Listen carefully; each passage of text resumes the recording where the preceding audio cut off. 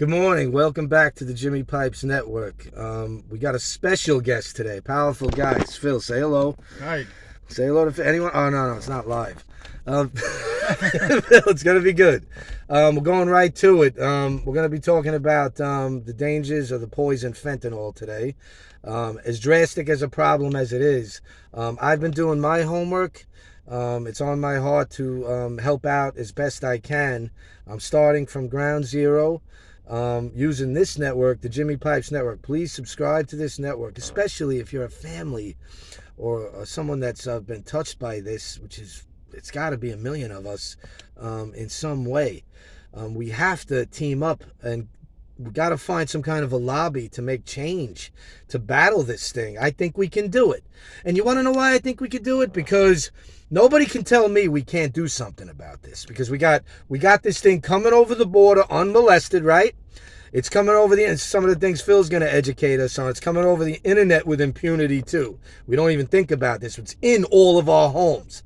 Our kids have access to it and everybody else. It does not affect just like people who are addicts like myself. It affects little kids that when they touch it, this thing gets absorbed into the skin. This is why it's poison. We as a country are being poisoned. That's what's going on. This is a national disaster with over 100,000 dead, more than COVID, murder, and suicide put together. And our government does nothing. Okay? They do nothing. And don't tell me we can't do something about this. Okay? I got a few ideas. I do. I got a few ideas. I'm getting my narcan training now.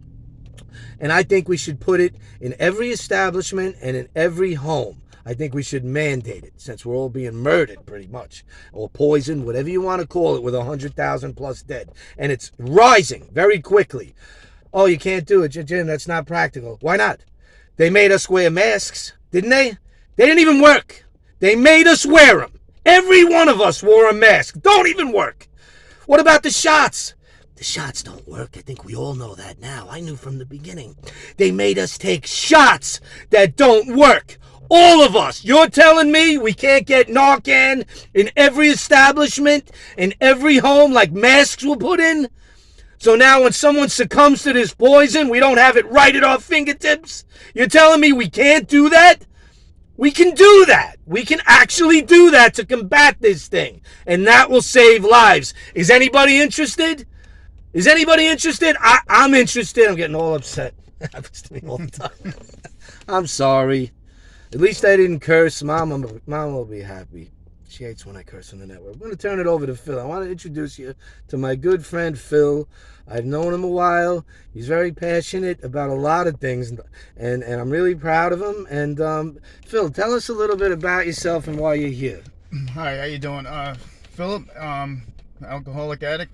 I'm here mainly due to fentanyl. I mean, it's a real issue. I mean, it's not as harmless as when I was just a kid or a teenager, you know, looking in the medicine cabinet and grabbing a pill. I mean, because now everybody's got, you know, a pill press.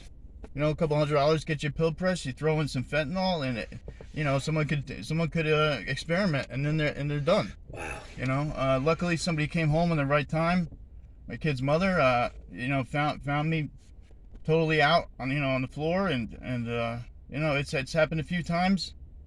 That I know of with other people. I helped them with the narcan. It's, you know, I don't see any block as to why it shouldn't be in homes. I definitely agree with that. I think we should lobby to get that. That would make a big impact, wouldn't it? I mean, there's a lot of young people, a lot of young talented people being killed by this. You know, just thinking they're free-spirited and not knowing the whole nature of addiction.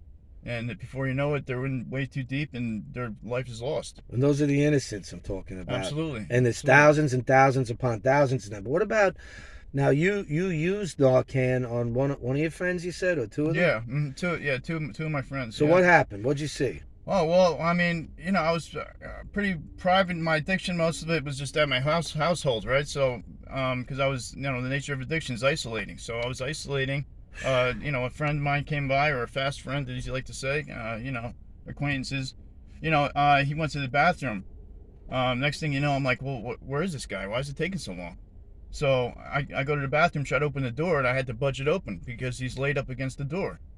knocked out. So I went and grabbed my bag, got the narcan, got him to come to, and and then he got up dazed, and he just he gave me a hug, and he started crying. I mean, this is the nature of this disease. People have feelings behind it. People have unresolved issues, and that's what it is. They don't know how to deal with it. They run to something like a substance, and before you know it, they're gone to the world.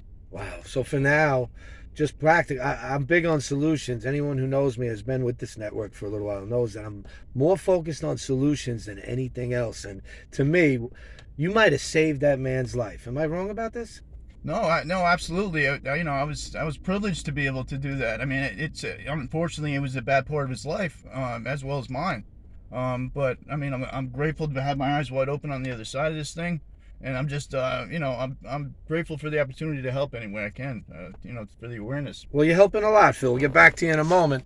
But, Phil, this is going to be a two-part series. There's just too much to talk about. We really don't want to leave anything out. Phil, you're going to come back next week, right? Sure. All right, sure. So good. We're going to do this in two parts. We're going to get down and dirty next week. But for now, what we just scratched on, it's simple. This is a demon we're up against. We have to unite.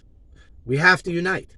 There's no other way. Things like Narcan is a good, practical solution where with a powerful enough lobby, I think that could be, since we're being killed. We're being killed. This is like an undeclared war of some kind. And with impunity, it's coming over the border, but it's like it's allowed to come in. And we could stop it tomorrow, but we don't. And there's a reason for that. So until we do, we have to do something. To me, and I think Phil agrees, Narcan is a practical solution. If it's everywhere, lives will be saved. If it's everywhere, lives will be saved. Little kids that touch it, that don't know any better, because it gets absorbed into the skin. Little kids, fucking babies, man. I get pissed off. Phil, I get upset. I have 4 kids of my own. Okay, if I was using that stuff today, my baby girl, she's really curious. She might have touched it or something. Look what could happen. So I'm very passionate about this. I do want you to subscribe and share this. I want you to support me in any way. I do need better equipment. If anyone has plenty of money to burn, if you're a gambling degenerate, take a cut of that and send it to me, for crying out loud. I have no shame. I have nothing to hide. I'm looking to expand this. I think we can help. Phil, what do you think? Do you think we could actually help? Because this is a monster we're coming up against. Absolutely. It's absolutely. I think we can help. I think the most practical thing is the Narcan. There's no excuse why not to have it in the home. Well, I mean, we've seen what mandates can do. I mean, everyone's got a mask. Everybody's got to take a shot. Yeah, absolutely. You're saying it can't be done? We can't. This actually saves lives. Not masks, not shots. What this does, why can't that be mandated? Yeah, there's no reason. There's no excuse, with the power that people have, in control. I mean, there's no reason why we can't get this going. Absolutely. Okay, so give us some tidbits about what we're going to be, like the specs on some of the things we might be scratching on and talking about next week. Because this is why you're here. I think a lot of this stuff goes unnoticed. I mean, a lot of this stuff goes, I think a lot of the narcotic traffic is in, we're talking about the mail. We're talking about U.S. mail? Talking about the U.S. mail. We're talking about the internet. You're only like it's like an iceberg, right? So you see the top, but the bottom is a lot larger. So you're looking at the dark web. You're looking at, cryptocurrency. Wow. You're looking at, different things overseas. All these things happening. Whereas you just, you get a package. Next thing you know, it's distributed all over the nation, and you got people dying, quietly in bathrooms across the country. This is horrible. All right, so we're going to break that down next week. For now, we'll say goodbye. I want you all to get excited about next week's episode. Phil will be here. Phil's committed. I know this guy long enough to know he cares about, like, I don't know a lot of people that are watching now. It doesn't mean we don't care. Okay? I wouldn't have asked Phil to come on the show just to come on the show. Phil cares. I care. I care. Okay, and I'm going to continue to do what I'm doing. And we're going to get into all kinds of other stuff on the Pipes Network. And Phil's going to be invited back time and time again. Phil wants to help. He's just one. Okay, I got some brilliant people that are going to be available and on standby right through the network. While it's a small one mom and pop organization, you can contact me personally.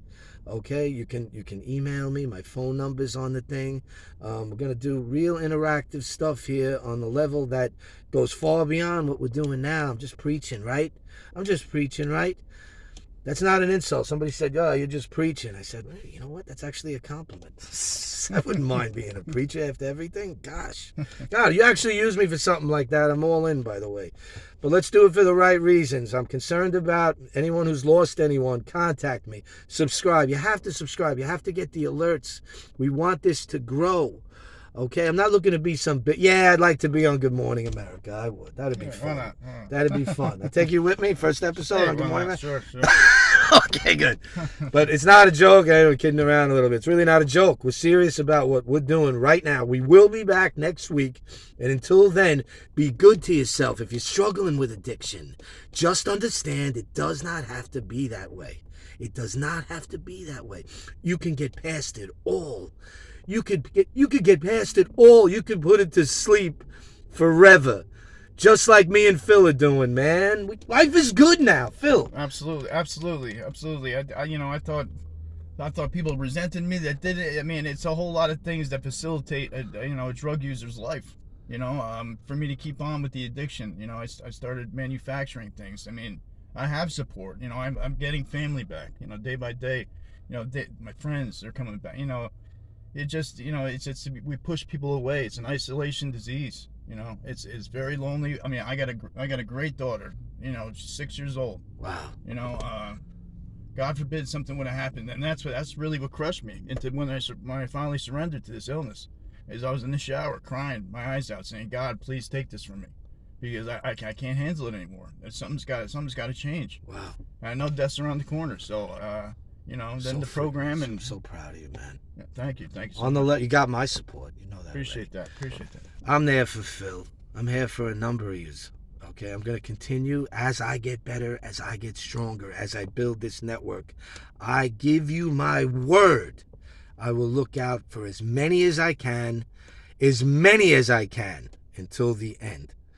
Goodbye for now from the Pipes Network. Love yous, and you'll be in my prayers. Every one of yous will be in my prayers. Bye.